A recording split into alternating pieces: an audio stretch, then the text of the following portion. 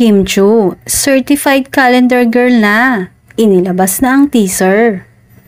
Nag-uumpisa ng magpahayag ng mga hula ang mga netizen tungkol sa kung sinang magiging calendar girl para sa taong 2025 ng isang kilalang liquor brand. Ang mga hula ay umusbong matapos maglabas ang brand ng teaser noong October 29 na naipost bilang isang Facebook reel.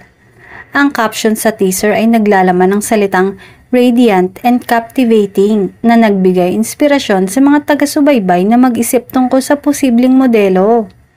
Sa comment section ng post, maraming netizen ang nagsimulang manghula at ang ilan sa kanila ay nagtuturo kay Kim Chu, ang award-winning kapamilya star at host bilang pangunahing kandidato.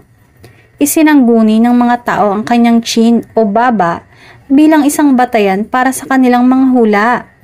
Isa sa mga komento ay nagbanggit, ang baby ni Papi Paulo yan. Mula sa mga hula hanggang sa pagbati, ang excitement ng mga netizen ay kapansin-pansin. Sa kabila ng mga spekulasyon, marami ang umaasa na sa susunod na mga linggo, makakakuha tayo ng higit pang impormasyon tungkol sa kung sino nga bang magiging calendar girl at kung paano ito makakaapekto sa karir ni Kim Chu. Ang mga netizen ay hindi lamang nagbabahagi ng kanilang opinyon, kundi nagiging bahagi rin ng kwento habang nag-aabang sa mga susunod na kaganapan.